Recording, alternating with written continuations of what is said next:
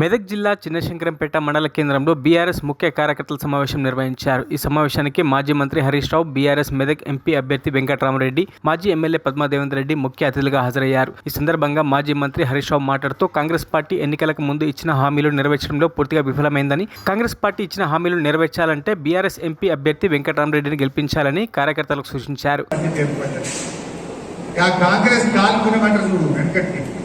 కాంగ్రెస్ వచ్చింది, కరువు వచ్చింది. కేసీఆర్ ఉండగా ఎప్పుడైనా కరువు పడ్డాలి, మంచినీళ్ళ బాధ లేదు, సాగునీళ్ళకి బాధ లేదు.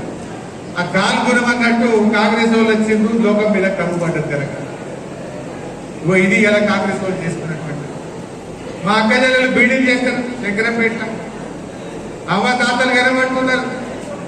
ఏమన్నారు కాంగ్రెస్ వాళ్ళు? మేము గెలిస్తే డిసెంబర్ నెలలో 4,000 రూపాయల పెన్షన్ ఇస్తామన్నారు. వచ్చిందా అక్క? అవ్వా 4,000 పడ్డాయి అవ్వా? రెండే కదా మన కేసీఆర్ ఇచ్చిన రెండే. ఎందుకంటే కేసీఆర్ మాకిచ్చిండు 200 పెన్షన్ 2,000 చేస్తా అన్నాడు. చేసిందా లేదా కేసీఆర్? కాంగ్రెస్ వాడు 4,000 ఇస్తా అన్నాడు.